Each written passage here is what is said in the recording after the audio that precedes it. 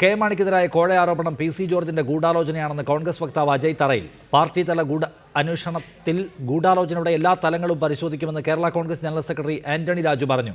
Vigilance അന്വേഷണം പ്രഹസനമായിരിക്കില്ല എന്ന് ആഭ്യന്തര വകുപ്പ് മന്ത്രി രമേശ് ചെന്നിത്തല ഉറപ്പു നൽകി. പി സി ജോർജും പിണറായി വിജയനോട് ബന്ധമുള്ളവരും ബാറുടമകളും ചേർന്ന് നടത്തിയ ഗൂഢാലോചനയുടെ ഭാഗമാണ് ബാർക്കോഴ വിവാദമെന്ന് കോൺഗ്രസ് വക്താവ് അജയ് തറയിൽ റിപ്പോർട്ടറോട് പറഞ്ഞു. UDF സർക്കാരിനെ താഴെയിറക്കുകയായിരുന്നു ഇവരുടെ ലക്ഷ്യം.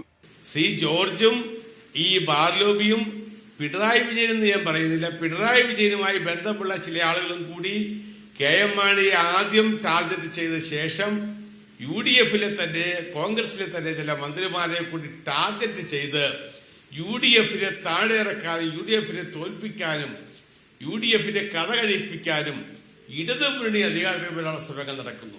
കേരള കോൺഗ്രസ് നടത്തുന്ന അന്വേഷണത്തിൽ രാഷ്ട്രീയ ഗൂഢാലോചന അടക്കമുള്ളവ പരിശോധിക്കുമെന്ന് party general secretary Antony Raju അറിയിച്ചു. കെ എം മാണിയെ മുഖ്യമന്ത്രിയാക്കാൻ രഹസ്യമായും പരസ്യമായും പുറകെ നടന്ന പന്ന്യൻ രവീന്ദ്രനാണ് ഇപ്പോൾ സദാചാരം പറയുന്നതെന്നും ആന്റണി രാജു പരിഹസിച്ചു. ഇതിനിടെ വിജിലൻസ് അന്വേഷണം പ്രഹസനമായിരിക്കില്ല എന്ന് ആഭ്യന്തരമന്ത്രി രമേശ് ചെന്നിത്തല ഉറപ്പു നൽകി. പ്രതിപക്ഷ നേതാവ് എഴുതി തന്നപ്പോൾ ഗവൺമെന്റ് ഒരു മടിയും കൂടാതെ വിജിലൻസിനെ കൊണ്ട് അന്വേഷിപ്പിക്കാൻ തയ്യാറായില്ലേ? അപ്പൊ അന്വേഷണം നടക്കട്ടെ, അന്വേഷണത്തിന്റെ കാര്യങ്ങൾ പുറത്തു വരട്ടെ. പ്രതിപക്ഷ നേതാവിന്റെ കത്തിനെ ഗൗരവത്തിലെടുത്തുകൊണ്ടാണ് ഞങ്ങൾ അന്വേഷണത്തിന് വേണ്ടി മുന്നോട്ട് വന്നത്. കോടതിയുടെ മേൽനോട്ടത്തിൽ അന്വേഷണം വേണമെന്ന CPIM നിർദ്ദേശം നിരർത്ഥകമാണെന്ന് KPCC പ്രസിഡന്റ് VM സുധീരൻ കുറ്റപ്പെടുത്തി.